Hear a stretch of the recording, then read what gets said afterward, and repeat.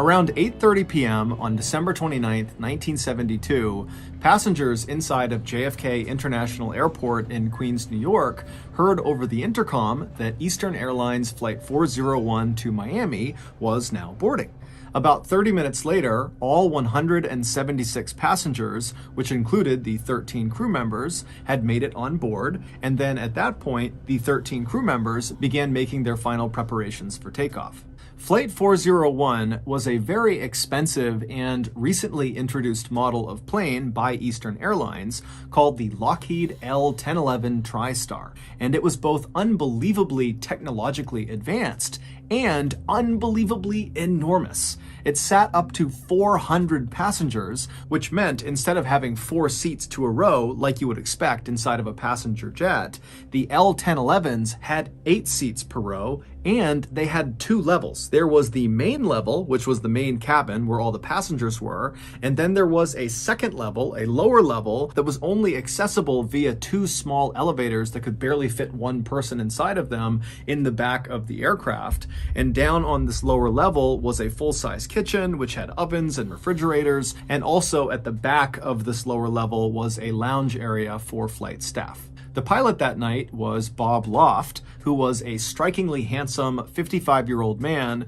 with over 30,000 hours of flying experience, which for reference is a ton of flying experience. Captain Bob was known as a perfectionist who exuded confidence and who was cool under pressure. After Bob had boarded the aircraft, he had made his way right into the cockpit, which is the very front of the plane where the pilots fly the plane, and he had sat down in the customary captain's seat, which was the front left seat. And then after he had sat down, his 10 years younger first officer or co-pilot, a man named Bert Stockstill, had joined him in the cockpit and sat down in the customary co-pilot seat, which was directly to the right of Captain Bob. And so after the pilot and co-pilot were both seated, the remaining 2 members of that night's cockpit crew came into the cockpit. Now, normally in most passenger jets, there were only 2 seats in the cockpit, but because L-1011 planes were so massive, there were 4 seats in the cockpit. And so one of the last 2 men who joined the cockpit was 51-year-old Don Repo, who was the flight's engineer. And despite him being this big, strong ox of a man, he was actually known as being fairly soft-spoken and very approachable. And so Don came into the cockpit, he said hello, and then he sat down in the seat right behind the co-pilot, Bert. And then a few seconds after Don, the last man came into the cockpit. It was 47-year-old Angelo Donadeo. Angelo was not actually part of that night's flight crew. However, he was an employee of Eastern Airlines, and that night he needed to get to Miami, and so the company had put him on Flight 401 and sat him in the 4th and final seat in the cockpit right behind Captain Bob. Around 9:10 p.m., all pre-flight checks had been completed, all passengers were seated, as was the crew, and so Captain Bob began taxiing over to the runway. 10 minutes later, at 9:20 p.m., Captain Bob pushed the throttles forward and the plane began to take off. A few minutes later, and Flight 401 was airborne up in the night sky over New York, headed south towards Miami. For the next 2 hours, this flight was completely normal. In fact, it was so normal that one of the passengers, named Jerry Escow, actually wrote a letter while he was on the plane telling Eastern Airlines how great their airline was and how smooth this flight was. His plan was, once they landed, to mail this letter to Eastern Airlines. But at 11:32 p.m., so 2 hours and 12 minutes after takeoff, this flight would go from being very routine and normal to being anything but. At 11:32 p.m., Captain Bob began his approach to Miami International Airport, but when he lowered the plane's landing gear, his co-pilot Bert noticed they had a problem. L-1011 jets, like 401, have 3 pieces of landing gear. They have wheels that come down under the left wing, they have wheels that come down under the right wing, and they have wheels that pop out of the nose of the plane. And each of these pieces of landing gear has a corresponding little light bulb, a green light bulb, inside the cockpit that once that piece of landing gear comes down and locks in place and is ready to be landed on, its green light will go on inside of the cockpit. But when Captain Bob lowered their landing gear, his co-pilot Bert noticed only 2 of the lights came on. The one that did not light up was the nose landing gear. Now, Captain Bob and the other men in the cockpit, when they saw this issue, they immediately assumed it had to be the light bulb itself that was faulty, not the actual nose landing gear, because this plane was brand new, it had been checked before they left, so the likelihood of the nose landing gear being faulty was incredibly slim. And so Captain Bob, while maintaining his approach towards Miami International, he retracted the landing gear, and then once it had come back into the plane, he just lowered it again, thinking this time all 3 lights would come on. But once again, once the landing gear was deployed the second time, still the nose landing gear light did not come on. And so frustrated, Captain Bob hopped on the radio and contacted Miami Air Traffic Control and told them that he could not confirm his landing gear was actually safe to land on, and so they would have to circle around for a bit in the sky and get it figured out. And so Miami Air Traffic Control acknowledged what Captain Bob said and then directed Captain Bob to fly out over the nearby Everglades, which is a massive wetlands area in Florida, and to stay out over the Everglades away from other traffic until they fixed the problem. And so once Flight 401 was out over the Everglades flying in a circular pattern, Captain Bob and his co-pilot set the plane to autopilot so that it would maintain a constant altitude of 2,000 feet and a constant speed of 200 miles per hour. And so once the plane was all set, Captain Bob and his co-pilot Bert began fiddling with this front nose gear indicator light bulb, which they were convinced was faulty.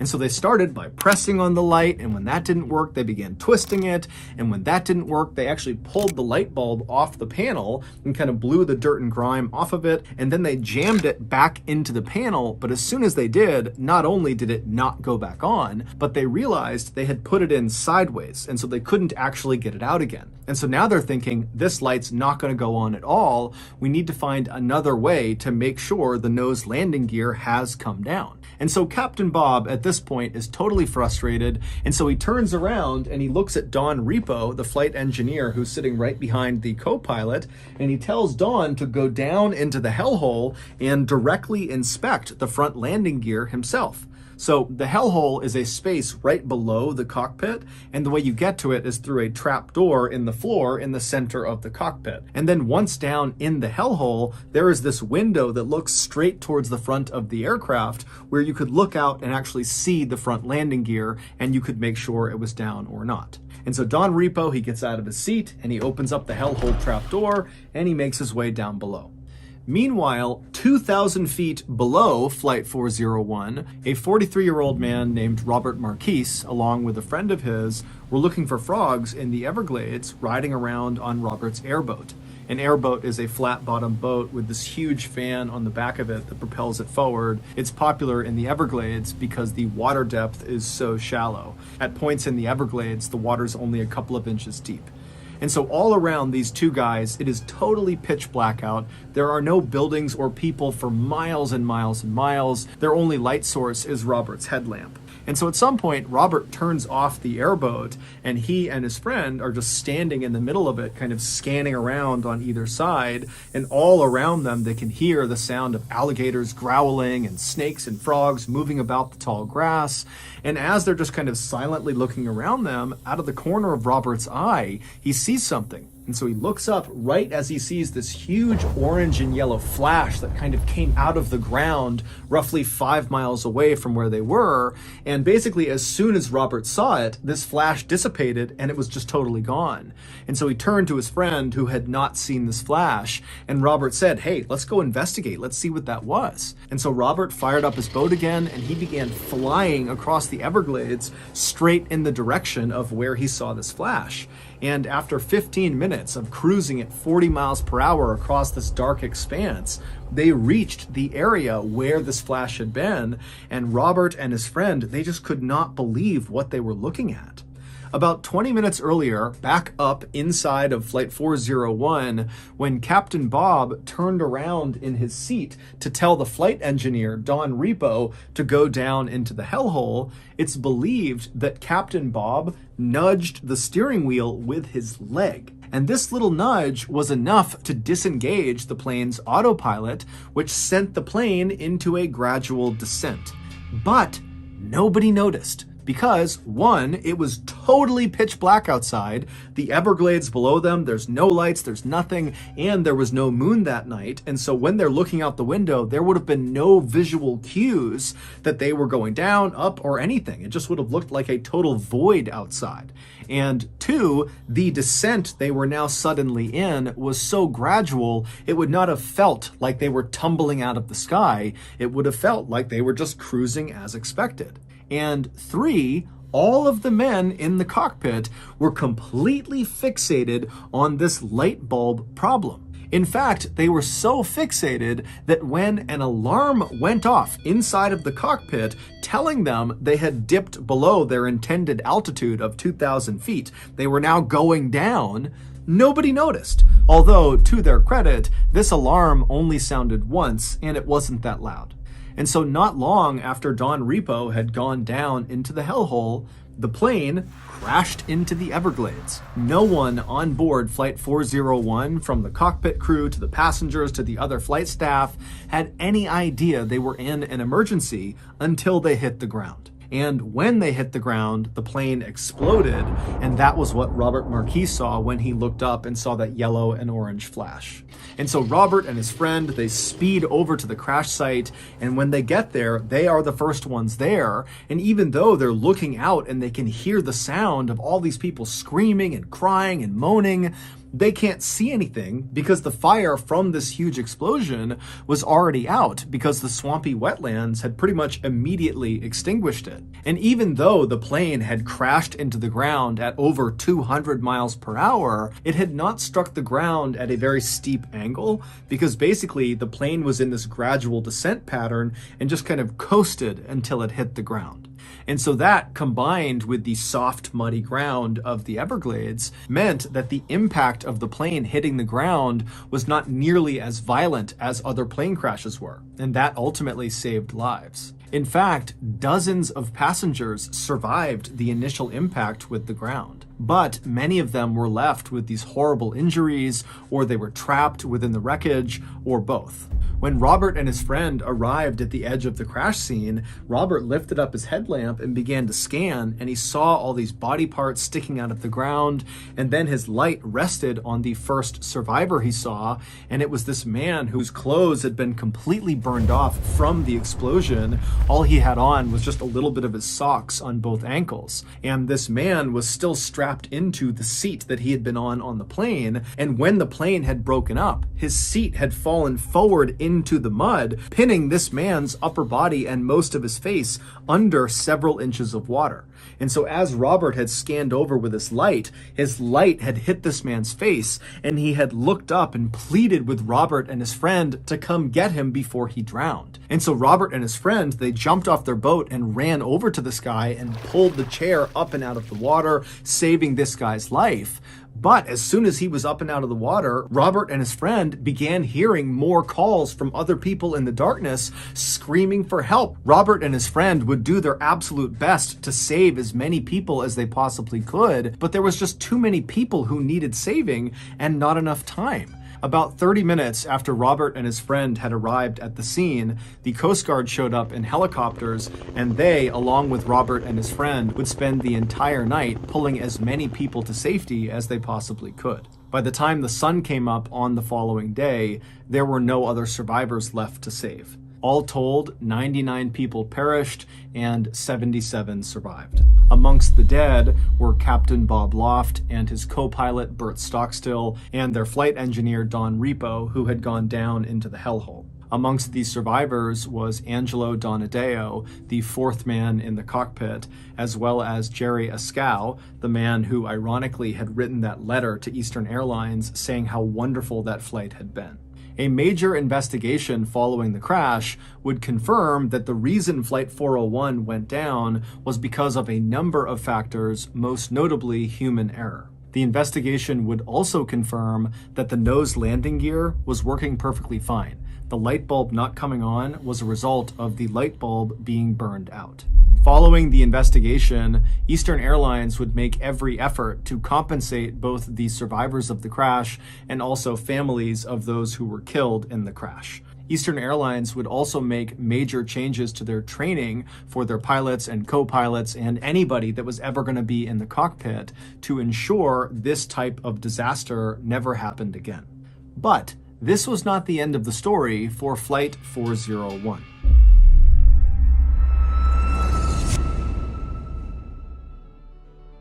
I was recently eating lunch with a friend of mine in Uskapog, Rhode Island, when he asked me, "John, what is your biggest dream in life?" Now, ever since I was a literal newborn baby, I've had a huge dream, but I've always been too scared to commit to it. But for some reason, when my friend in Uskapog asked me this question, I felt this euphoria growing inside of me, and then before I could stop myself, I blurted out the truth. I want to create a mildly effective I want to make a mildly effective cold medicine made exclusively out of Egyptian fire ants. And then before my friend could react to this revelation, I turned and leapt headfirst out the glass window.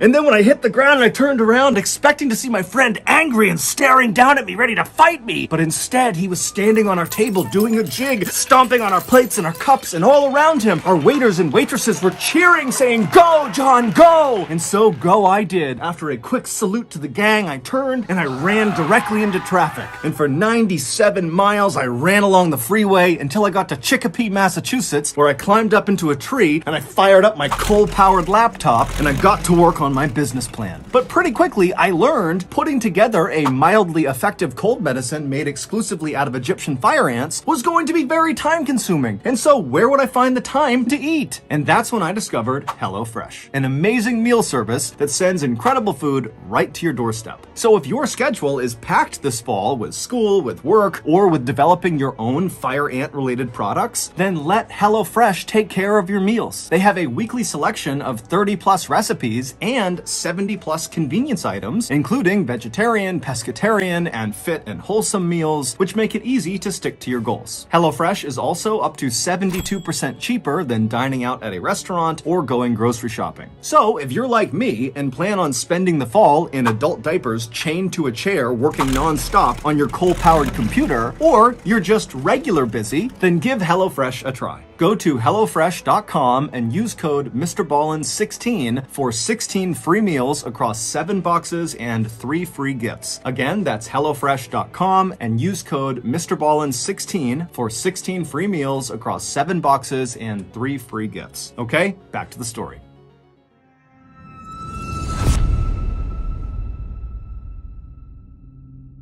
For almost 3 years after the crash, hundreds of Eastern Airline employees began to experience a terrifying phenomenon. Now, at first, many of these employees were going to their superiors and reporting what happened to them, but very early on, Eastern Airlines made it clear that they didn't want anybody to talk about this.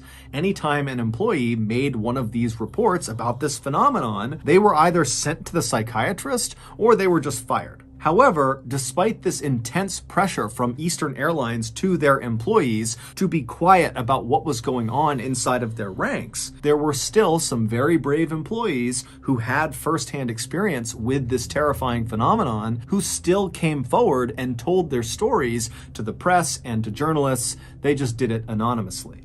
And so I'm going to tell you 2 of the most chilling accounts from those employees. Keep in mind, the names used in these stories have all been changed.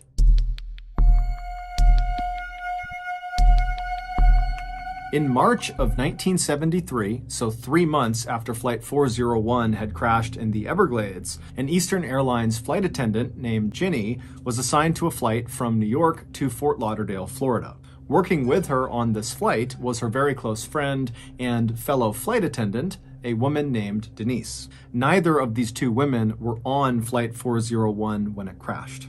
The plane these 2 women would be working on their flight to Florida was called number 318 by Eastern Airlines, and it was an L-1011, just like Flight 401 had been.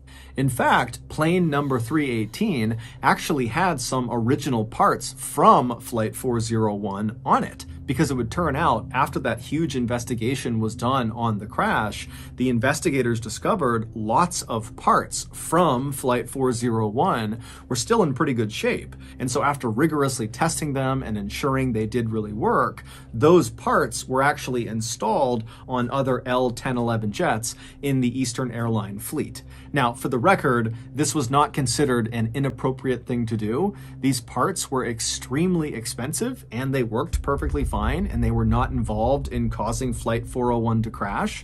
And so no one batted an eye when Eastern Airlines put these parts on their other planes. So Ginny and Denise, along with several other Eastern Airlines flight attendants, board plane number 318, and after takeoff, the flight attendants began going through the very long and drawn-out process of getting food and drink for the nearly 200 people on board the flight. And so the way the flight attendants divvied up the work is they would have some of the attendants on the main level of the plane in the cabin taking orders from all the passengers, and then the other flight attendants would be down on the lower level, the second level of the plane where the kitchen was, preparing all the food and drinks. And so at some point during this process, Denise, who was up on the main level helping with taking orders, realized she didn't have anything to do. She had taken all the orders she could, and so she decided she would head down to the second level, to the kitchen, where her good friend Ginny was, to see if she could help her. But ironically, as Denise got in the elevator in the back of the plane and began heading down to the second level,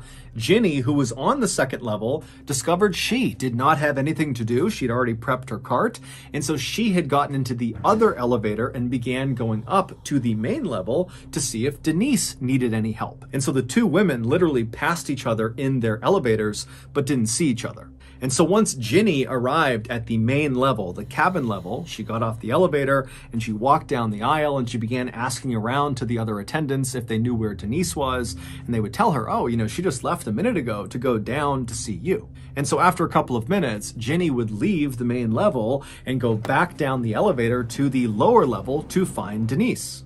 Now, to understand what happens next, you need to have a basic understanding of the layout of the second level. So when you come down on either of those two elevators, when the doors open, you'd be looking down a stretch of hallway, basically the length of the plane from the back towards the front. And when you stepped off the elevator, you'd be stepping into the middle of the kitchen. Now, the kitchen was very, very cramped, and on the left side was a row of ovens that were all stacked up against each other, and then on the other side, on the right side, was a row of cabinets and cupboards. If you were to walk down the kitchen straight towards the front of the plane, you would eventually reach a wall that separated the kitchen to the lounge area, and there was a door slightly off to the right side on this wall that you could walk through to get into the lounge. So if you were standing in the kitchen and looking in the direction of this door, you wouldn't really be able to see into the lounge area because, again, the door was kind of off to the side. You would have to actually go over to the door and poke your head through to get a full unobstructed view of the lounge. And all the lounge was a couple of sofas and chairs kind of arranged in a circle. So Ginny has gotten back in the elevator and she's made her way back downstairs to continue looking for Denise. She gets down to the lower level, the doors open up, and she looks out into the kitchen, and Denise is not there. In fact, the kitchen is totally empty. And the door leading into the lounge area is shut, so she can't even see in part of the way into the lounge to see if anybody is in there. But the second Ginny stepped off the elevator into the kitchen, she immediately had this powerful sense that Denise was definitely down there somewhere on the second level with her, probably in the lounge area that she couldn't see. And because Ginny felt so confident that Denise was down there, she actually didn't start by calling out for Denise or walking to the door, opening it up, and looking into the lounge to make sure Denise was there. Instead, Ginny just turned to the left and went to the ovens and began preparing food for the attendants upstairs. And as she's making these plates of food, Ginny would periodically look over at the closed door leading into the lounge, kind of expecting it to open up at any point and see Denise walk out. But after a couple of minutes, no one had opened the door from the lounge, and Ginny was thinking to herself, I'm making quite a bit of noise over here. If anybody was down here, wouldn't they come out of the lounge and just see who it was? And because Ginny, again, had this really intense feeling that she was not alone down there, she began to think, wait a minute, is Denise playing a practical joke on me? Is she hiding in the lounge? Or is she hiding in one of the cabinets on the right side here, and she's going to jump out and grab me? And so the second Ginny began thinking about that, she became really paranoid. And so as she's making this food, she's pretty much constantly looking over at the door or kind of scanning behind her, waiting for Denise to launch out and scare her. But again, after several more minutes, Ginny didn't see anybody come out of the lounge and none of the cabinet doors opened up. It was just her down there. However, the longer she stayed down there, the stronger that feeling got that someone was in the room with her. And so now she can't even make her food. She's completely turned around, just scanning all around the kitchen, really at this point hoping Denise jumps out to scare her. And when Denise didn't do that, Ginny just began walking over to the door that would lead into the lounge. And so when she reached the door, her heart was racing like mad. She reached down to the handle, she turned it, she pushed it open, and she poked her head in real quick. And there was no one in the lounge. But immediately, the second her head was in that room, that feeling that someone was down there with her spiked, and she got chills all over her body. And she ran into the back of the lounge and looked behind all of the chairs and sofas, praying at this point that Denise was going to be down there. But after looking all over the back of the lounge, there was no one there. And so finally, Ginny turns around and she's totally racked with fear because now she's on the very far end of the lounge. There's no one in the lounge. She knows there's no one in the kitchen. And here she is still getting that sensation that she was not alone down there. But she has to go all the way back across the lounge through that door into the kitchen to get back to the elevators so she can escape. And so Ginny almost instinctively moved immediately to the left side of the lounge and put her back up against the wall to make sure no one could be behind her. And then she began slowly inching her way along the left wall towards the door that was now open that would lead back into the kitchen. And as she's slowly shimmying along, her view of the kitchen is getting bigger and bigger and bigger. And the whole time she's thinking, I'm going to see someone in the kitchen because this sensation that someone is down here with me is not going away. But when she finally gets to the door and crosses into the kitchen, there's still no one there. And so she makes a run at that point to the elevator. She starts hitting the button. And as she's hitting the button, she's turning around and she has that awful feeling that someone's right behind her. And then finally the car comes down. She hops inside the elevator. She shuts the doors. She hits the button and she begins going back up. When the elevator cart got back to the main level and the doors opened again, Ginny almost knocked over the flight attendant that was standing right outside of it, a woman named Mildred. And after Mildred and Ginny kind of regained their balance, they both looked at each other, and Mildred could see very clearly that Ginny looked horrible. She was totally pale, she was sweating, and so Mildred said, Ginny, are you okay? What's going on? And Ginny would just say, I don't know. I can't tell you what's going on. I don't know. But Mildred, instead of asking follow-up questions, just said, Ginny, you need to come with me. And so Ginny would follow Mildred, who led them back around behind the elevators to the space in the back of the plane, kind of out of view of the passengers. And there, Ginny would find Denise. And Denise looked pale as a ghost. She was sweating and looked totally shaken up. It would turn out when Ginny left the lower level for the first time to come up to the main level to look for Denise, and then learned that Denise was not up there, that Denise had actually gone down to look for Ginny. In those few minutes that Ginny was up on the main level before she went back down again to continue looking for Denise, Denise was on the lower level. And Denise would say when she got off the elevator into the kitchen, there was no one down there, but immediately she believed Ginny had to be down there because of the strong sense that she was not alone down there. However, when she opened up the door to look into the lounge, she didn't see anyone and it totally spooked her. She shut the door, she ran back to the elevators, and she went back upstairs. And as she was going up in her elevator car, who, once again, passed her in the other elevator car? Ginny. And so once again, the two women did not see each other.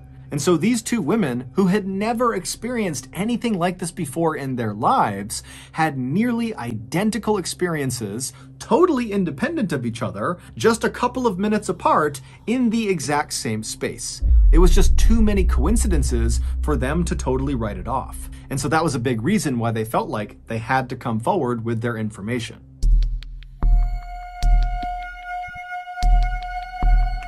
One month later, plane number 318, the same plane that Ginny and Denise had had their frightening experiences on, was at Newark Liberty International Airport in New Jersey, undergoing pre-flight checks from its crew before its flight to Miami that morning. After most of the checks were done, the passengers were allowed to board the plane, and then after it seemed like most of the passengers had arrived and taken their seats, the senior flight attendant, whose name was Sis, began counting the people on board the plane to make sure they had everyone. And after counting up and down the rows, she realized their head count was off by one. They had one too many people. And so when Sis began recounting, she actually quickly identified the discrepancy. Sis was standing in first class in the aisle, and as she was counting down the left side of first class passengers, she noticed there was an Eastern Airlines captain seated in one of the seats. And so immediately Sis thought, oh, okay, I don't recognize this person, but since he's in uniform, he must be deadheading. Deadheading is a fairly common practice for airline employees where if they need to be on a particular flight but are not physically at the origin airport, they will just hop on another company flight that happens to be going to the airport they need to go to. And at least in the 1970s, it was not uncommon for employees not necessarily to tell the flight staff until they were literally on the plane, because these employees would just check the manifest, see if there were openings, and then climb on board. And so Sis assumed that was exactly what this man had done, and that was why he was unaccounted for, and it was why they had this extra person. And so she just needed to get his name to account for him. And so Sis turned and took a couple of steps until she was right in front of this guy, who was still just seated looking straight ahead, and Sis introduced herself and asked him if he was deadheading. But the captain just continued to stare straight ahead and didn't even seem to register that Sis was talking to him, despite the fact that Sis was right on top of him and speaking very, very clearly, and nobody else was talking. And so Sis, who was aware of the fact that this guy clearly should have heard her, just kind of waited for a second and then just asked again, hey, what's your name? I need to make sure that you are in fact deadheading. But again, this captain just sat there without moving and didn't remotely react to Sis. Now, by this point, another flight attendant named Diane had looked over and actually saw Sis having this strange interaction with this Eastern Airlines captain. And so Diane walked over and listened as Sis, for a third time, tried to get this guy's attention, but he still did nothing. And so Diane and Sis, they start looking at each other like, what do we do about this? And at some point, Sis just says, okay, I'm going to go tell the captain, he can deal with this. And so Diane stayed in the aisle next to this silent seated captain while Sis turned and walked towards the cockpit, and she told the captain, whose name was George. And so George, he leaves the cockpit with Sis by his side, and they start walking down the aisle back towards where this guy was and where Diane was. And by the time they get there, 6 other passengers kind of in the general vicinity had noticed something strange was going on. And so they were all kind of turned around in their seats, looking at this captain who was sitting there, and Diane and Sis and George kind of waiting to see what was going to happen. And so George and Sis, they walk right up alongside Diane and this seated silent captain, and George immediately crouched down to get a good look at this guy's face, because again, this captain is just looking straight ahead with a hat on, and so no one had really looked at him yet. And so George kneels down and he sees this guy's face for the first time, and he falls over and goes, oh my God, that's Bob Loft! The same Bob Loft who had died on Flight 401, the captain of Flight 401. George had known Bob really well and knew exactly what Bob looked like. But before Bob, Sis, Diane, or the 6 other passengers that were all watching could do anything, the seated, silent captain that looked exactly like Bob Loft vanished into thin air right in front of all of them. And immediately, the 6 passengers on board the flight that saw this happen became hysterical. They could not understand what they had just seen. People are screaming and crying, and George, Diane, and Sis, they were very shaken at what they saw, but they knew they were in charge of this flight. And so they tried to calm down the passengers, but then very quickly, they organized a search of the plane because they're telling themselves, no one can just disappear into thin air. This guy has to be somewhere on the plane. And so for over an hour, the passengers were told to stay in their seats and were told to stay calm while the flight crew searched every crevice, every nook and cranny of this flight to see if they could find this guy. But they never did. And so after a very long delay, plane number 318, along with its very shaken up passengers and flight crew, eventually rumbled out onto the runway and took off. When they landed in Miami, the first thing George, Diane, and Sis all did is they went in and filed a report about what they had seen, about this vanishing person. But Eastern Airline didn't do anything about their reports. In fact, the logbook where these reports were kept was conspicuously missing a couple of weeks later when some other employees of the airline heard about this vanishing person and wanted to read the reports themselves. And when these employees went to their superiors and asked if they could get this logbook, the answer from the top was George, Diane, and Sis never filed those reports. There was no vanishing person. This whole thing is a bunch of crap. But George, Diane, and Sis all said, we filed those reports, and apparently some other pilots within Eastern Airlines had actually seen the reports before the logbook went missing, and they would tell other people that what they read was terrifying. Over the next 2 years, there would be an astounding number of other totally unexplainable events that took place on other planes within Eastern Airlines' fleet. However, the strange events only occurred on L-1011 jets that had parts on them from the crashed Flight 401.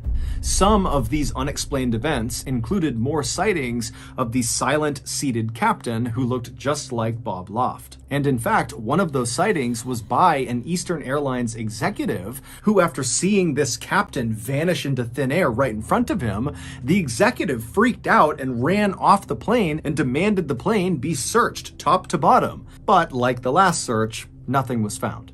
On another occasion, the catering company that loaded food directly into the second level of these L-1011s, basically right into the kitchen, one of their staff spotted a man wandering around the lower level that looked just like Don Repo, the flight engineer from the doomed Flight 401.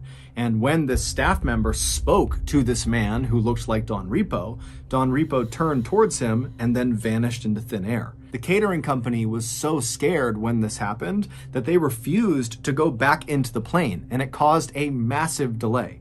On another flight, on board plane number 318, the pilot and co-pilot began hearing banging coming from the hellhole, and when the pilot got up and opened up the hellhole and went down below and shined his light, he didn't see anything, but when he went to climb back up into the cockpit, he looked up, and standing in the cockpit was once again Don Repo looking straight down at him, who then promptly vanished right in front of him.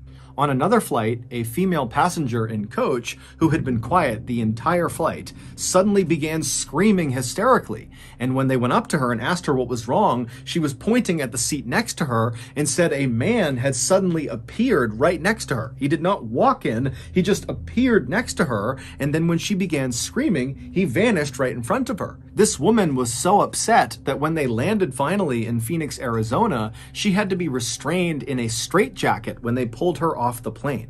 But as terrifying as all of these events were, there was at least one instance where these apparitions appeared to be helpful to the people on the plane. One captain said he walked into the cockpit, and standing in there was flight engineer Don Repo, and Don promptly told the captain about a specific malfunction in one of the engines before Don vanished in front of this captain. Now, this captain was horrified at what he had just seen, but he did actually go down and have that engine looked at, and sure enough, the malfunction that Don Repo said it had.